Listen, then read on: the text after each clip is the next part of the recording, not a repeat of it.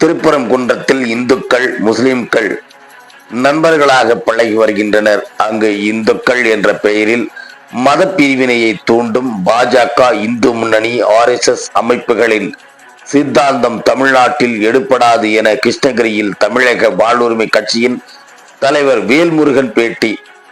கிருஷ்ணகிரியில் பல்வேறு நிகழ்ச்சிகளில் கலந்து கொள்வதற்காக தமிழக வாழ்வுரிமை கட்சியின் தலைவர் வேல்முருகன் வருகை தந்தார். அப்போது செய்தியாளர்களிடம் பேசிய அவர், கிருஷ்ணகிரி மாவட்டத்தில் பள்ளி மாணவி கூட்டு பலாத்காரம் செய்யப்பட்டார். அதுவும் பள்ளியில் பணிபுரியும் 3 ஆசிரியர்களே இதில் ஈடுபட்டதாக கூறுவது அதிர்ச்சி அளிக்கிறது. ஒழுக்கத்தையும் நேர்மையும் போதிக்கும் ஆசிரியர் பணியில் இருந்தபோது இருந்து கொண்டே இதை போன்ற செயல்களில் ஈடுபட்டவர்களை ஏற்க முடியாது.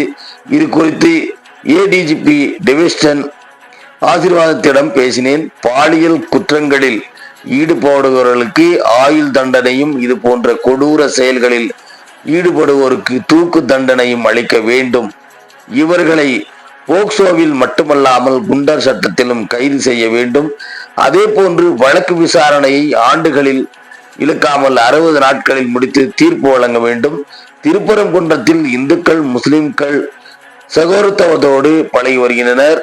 அங்கு இந்துக்கள் என்ற பெயரில் மத பிரிவினையை தூண்டும் பாஜக, இந்து முன்னணி, RSS அமைப்புகளின் சித்தாந்தம் தமிழ்நாட்டில் எடுபடாது. இவ்வாறு அவர் கூறினார். பேட்டி தமிழக வாழ்வுரிமை கட்சியின் நிறுவன தலைவர் வேல்முருகன்.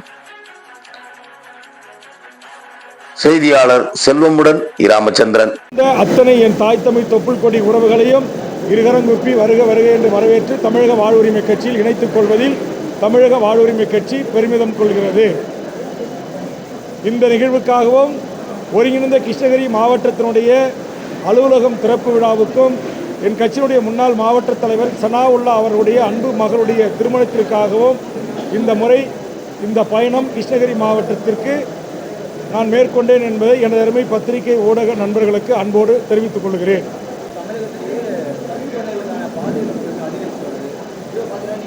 இந்த செய்தி நேற்று கேள்விப்பட்டவுடன் தமிழ்நாட்டுடைய சட்டம் ஒழுங்கு DGP உயர்திரு நேர்மையான மூத்த அதிகாரி டேவிட்சன் ஆசீர்வாதம் அவர்களை சந்தித்து இது போன்ற குற்றவாளிகளை உடனடியாக போக்சோ சட்டத்திலே கைது செய்து, குண்டர் சட்டத்திலே கைது செய்து உச்சபட்ச உயரிய தண்டனை பெற்றுத்தருவதற்கு உரிய நடவடிக்கை எடுக்க வேண்டும். வேலியே பயிரை மேய்கிறது என்று சொல்வார்களே, அதுபோன்று ஆசிரியர் பணி என்பது ஒரு அறப்பணி. தலைமை பண்புகளை, அறப்பணிகளை, நேர்மையை, ஒழுக்கத்தை கற்றுத்தர வேண்டியவர்களே தன்னிடம் படிக்க வந்த ஒரு பள்ளி சிறுமியை, ஒரு மாணவியை, அது 3 பாலியல் இச்சைக்கு பயன்படுத்தியிருப்பது தற்போது போலீஸ் விசாரணையில் தெரிய வந்திருக்கிறது. இது சாட்சி சான்று ஆவணங்களோடு உண்மை என்று நீதிமன்றம் கருதும் பட்சத்தில் நிச்சயமாக அவர்களுக்கு உச்சபட்ச தண்டனையை பெற்றுத்தர தமிழ்நாடு அரசு உரிய நடவடிக்கைகளை மேற்கொள்ள வேண்டும். இந்த வழக்கிற்காக நான் மட்டும் சொல்லவில்லை, இது போன்ற குற்றச்செயலில் ஈடுபடுகின்றவர்களுக்கு ஆயுள் முழுவதும் சிறை வைக்க வேண்டும் என்கிற ஒரு சட்டத்தை கொண்டு வர வேண்டும் என்று நான் தான் வலியுறுத்தி பேசினேன். அதே போன்று திரும்ப திரும்ப பாலியல் குற்றச்சாட்டில் பாலியல் ஆதாரப்பூர்வமாக வீடியோ CCTV ஃபுட்டேஜின் ஊடாக நிரூபிக்கப்படுகின்ற அந்த குற்றவாளிகளுக்கு தூக்கு தண்டனை வேண்டும். தமிழக வாழ்வுரிமை கட்சி தூக்கு தண்டனைக்கு எதிரான கட்சி தான். ஆனால் தமிழ்நாட்டில் நீங்கள் பத்திரிகையாளர்கள் தற்போது கேள்வி எழுப்பது போல் கிருஷ்ணகிரி, தருமபுரி மட்டுமல்ல, தமிழ்நாட்டில் பல இடங்களில் இது போன்ற சம்பவங்கள் நடக்குது. ஒரு சில இடங்களில் வெளியில் வருது, மாணவிகள் பெற்றோர் துணிஞ்சு புகார் கொடுக்குறாங்க. ஒரு சில இடங்களில் புகாரே வருவதில்லை என்கிற செய்திகள்லாம் எங்கள் காதுக்கு வருகிறது. அதனால் இதை கட்டுப்படுத்த, இது ஒழிக்க, பெண் பிள்ளைகளை, பச்சை குழந்தைகளை, முதியோர்கள் என்னும் பாராமலும் இந்த காம வெறிக்கு, அந்த இச்சைக்கு, அந்த வெறிக்கு பயன்படுத்தி கொள்கின்ற இந்த மனித மிருகங்கள் இந்த மனித குலத்திலே நடமாடுவதற்கு லாய்க்கற்றவர்கள். அதனால் இவர்களுக்கு தூக்கு தண்டனை கொடுக்கிற சட்டம் வேண்டும் என்று நான் தான் அதற்கான கவன ஈர்ப்பு தீர்மானம் கொண்டு வந்து முதலமைச்சருக்கு வேண்டுகோள் வைத்த காவல்துறை DGP அவர்களை சந்தித்து விட்டு உங்கள் பத்திரிகையாளர்களை சந்திப்பு இதுக்கு உச்சபட்ச தண்டனை தூக்கு தண்டனையும், சின்ன சின்ன குற்றங்களில் பாலியல் குற்றங்கள் ஈடுபட்டால் கூட ஆயுள் தண்டனை கொடுக்கணும்னு நான் தான் முதல்ல தமிழ்நாட்டில் அறிவித்தேன். அந்த என்னுடைய கோரிக்கை தான் இன்றைக்கி சட்டமாக இருக்குது. அதனால் இந்த சட்டத்தை ஆண்டு கணக்கில் நடத்தி தண்டனை கொடுக்கக்கூடாது. அதிகபட்சம் 60 நாட்கள். அந்த 60 நாட்குள்ளே சாட்சி, சந்தர்ப்பம், ஆவணங்கள், நேரடி சாட்சி, கள சாட்சி எல்லாத்தையும் ப்ராப்பராக நீதிமன்றத்தில் நிறுத்தி இந்த காம கொடூரர்கள் யாராக இருந்தாலும் அவர்கள் சட்டத்தின் முன் தண்டிப்பதற்குரிய நடவடிக்கை எடுக்க வேண்டும். யாரும் சட்டத்தின் பிடியிலிருந்து தப்ப விடக்கூடாது என்று தமிழ்நாடு அரசுக்கு நான் வேண்டுகோள் வைக்கிறேன். பிஜேபி மட்டும்தான் அது பிரச்சனை உருவாக்குறாங்க. அங்க இருக்கிற மக்கள் வந்து அதை ஏற்றுக்கிறாங்க. எழுதி வருது. இது வந்து அரசியல் பண்ணுறதுக்காகவே மட்டும் பிஜேபி கையில் ஆகுதா வேற இல்லை, இப்போ என்னுடைய பெயரே வேல்முருகன், இவர் பேர் கருபிரபாகரன், இவர் பேரே ஐயப்பன், கடவுள், பாலு, தேவேந்திரன், எல்லா பேரும் நீங்கள் பாருங்கள், எங்கள் பேர் எல்லாமே கடவுள் பேர் தான். ஆனால் இன்னைக்கு இந்திய அரசியல் அமைப்பால் ஒன்றிய அரசினுடைய பார்வையில் நாங்கள் எல்லாம் இந்துக்கள் தான். நாங்கள் ஆண்டாண்டு காலமாக 12 காலமாக இங்கே இஸ்லாமியர்களா, இந்துக்களா, முஸ்லீம்களா, கிறிஸ்தவர்களா, அண்ணன் தம்பியாக, மாமன் மச்சானாக, ஒரு தாய் வீட்டு பிள்ளையாக தான் நாங்கள் பழகிறோம். இப்போ இதே திருப்பரங்குன்றில் இருக்கிற இந்த பள்ளிவாசல் அல்லது இந்த மசூதிக்கு தமிழர்கள் போய் வராங்க. அவர்கள் போய் அங்கே போய் தங்களுடைய வேண்டுதலை நிறைவேற்றிட்டு வராங்க.